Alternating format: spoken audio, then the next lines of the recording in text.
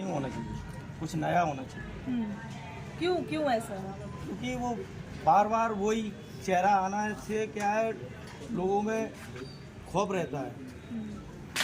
खौफ ये रहता है कि लोगों में अक्सर ये देखा जाता है कि एक ही चेहरा जो नया बनता है, लोग आज उसी को सपोर्ट करते हैं।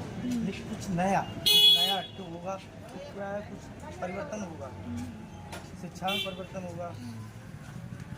अभी विधायक जी ने क्या क्या काम किए हैं यहाँ? विधायक सभी विधायक अच्छे करते हैं। हाँ। सभी नेता अच्छे करते हैं। कुछ नया भी तो हो, कुछ नया चाहिए, ये नहीं कि कुछ चेहरा नया होना मोनोपोली हो जाए। जब यहाँ भिंड में चुनाव होते हैं तो उस दौरान लोगों के जहन में यहाँ के स्थानीय मुद्दे रहते हैं, या प्रदेश स्तर के जो बड़े बड़े मुद्दे हैं, लाडली बहना योजना हो गई, किसान सम्मान निधि हो गई, ये सब रहता है? नहीं, मुद्दे तो रहते हैं यहाँ पर मेन मुद्दा यही है भिंड का विकास।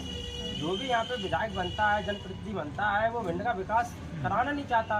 विकास जिस कारण होना चाहिए विकास उस कारण होता नहीं है। 100 में से 80% विकास होता नहीं है, 20% होता है। वो भी हमारे भिंड शहर में मेन मुख्य चीज़ है गौरी सरोवर। गौरी सरोवर के लिए विकास के लिए पैसा आता है, पर कितना आता है क्या आता है ये तो मुझे नहीं पता, पर पैसा आता है उसी के नाम पर भिंड में कोई पैसा उस पर लगाया नहीं जाता। गौरी सरोवर में 100 में से 20% पैसे लगा दिए जाते हैं, 80% पैसे कहाँ जाते हैं पता नहीं है। कोई भी विधायक अभी तक जितने भी विधायक बने हुए हैं यहाँ पे भिंड क्षेत्र में, उन्होंने कभी ऐसा कोई कार्य नहीं किया है कि भिंड क्षेत्र में कोई विकास का कार्य अच्छा किया हो। पर नेता सब अच्छे होते हैं, नेता कोई खराब नहीं होता है, पर मेन मुद्दा विकास का रहता है। विकास अच्छा होगा, जनता अपना जनप्रतिनिधि उसी को चुनेगी। तो विकास का कोई मुद्दा है ही नहीं यहाँ पे। विकास का मुद्दा हो गया, बेरोजगारी का मुद्दा हो गया, ये तमाम तरीके के शिक्षा, स्वास्थ्य, इंडस्ट्रीज सेटअप हो रही है नहीं हो रही है, ये ऐसे मुद्दे होते हैं जिन पर काम करने की बहुत ज़रूरत होती है। लेकिन जब घोषणा हो रही होती है तब तो ये घोषणाएं की जाती है, लेकिन जब चुनाव आते हैं तब तक पिछले 5 साल का कार्यकाल पूरा साफ हो चुका होता है। यहाँ पे अभी जब भिंड विधानसभा में चुनाव होगा, आप लोग मतदान करने के लिए जाएंगे, कौन कौन से वो मुद्दे हैं जो जहन में रहने वाले हैं? देखिए, ये हमारा जो भिंड क्षेत्र है ये बहुत पिछड़ा इलाका है। यहाँ के लोग आज भी मूलभूत समस्याओं से जूझ रहे हैं, और हमारे सामने अभी जो इस चुनाव में जो विकल्प हैं, जो यहाँ प्रत्याशी चुनाव लड़ रहे हैं, उन विकल्पों में से अभी जो भारतीय जनता पार्टी ने अपना जो टिकट यहाँ भरना है, तो हम लोग तो यहाँ से नरेंद्र सिंह कुशवाहा को जिताने के लिए वोट करेंगे। क्योंकि नरेंद्र सिंह कुशवाहा के हमने इस कार्यकाल से पहले भी 2 कार्यकाल देखे हैं। उनके कार्यकाल में भिंड में विकास हुआ, तो मौजूदा अगर प्रतिनिधियों में अगर हम देखेंगे तो हम लोग नरेंद्र सिंह कुशवाहा को वोट करेंगे। ठीक है, आपसे मैं ये जानना चाहती हूँ और प्लीज़ मेरे को बताइए कि यहाँ की वो मूलभूत सुविधाएं जो मिलनी चाहिए जनता को, वो कौन कौन सी नहीं मिल पा रही है, उसके पीछे भी क्या आपको कारण लग रहा है?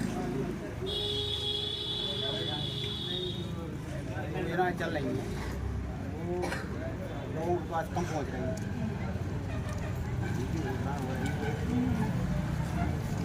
जनता ये लाडली बहना हो गई, किसान सम्मान निधि हो गई, ये बहुत ज़्यादा हाईलाइटेड मुद्दे हैं इस बार चुनाव में। तो आपको लग रहा है ये बीजेपी के फेवर में जाने वाले हैं, या फिर यहाँ पे जो आप जनता है प्रत्याशी के चेहरे पे वोट प्रत्याशी चेहरे पे वोट देंगे। जैसे तो बदलाव चाह रही है यहाँ का जो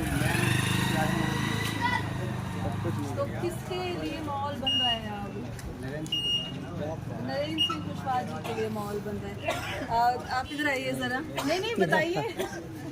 नहीं बताएंगे, कोई दिक्कत नहीं है। तो ये देखिए, अलग अलग तरह की राय होती है। गांधीनगर इलाका ही है जहाँ पर हमारी मौजूदगी है।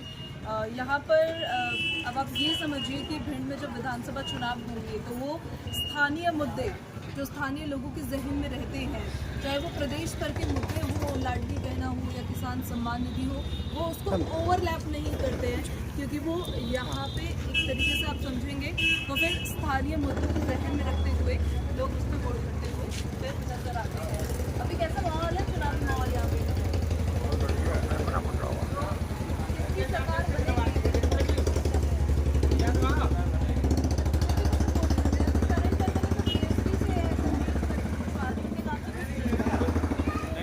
लेकिन वो गद्दी जनता की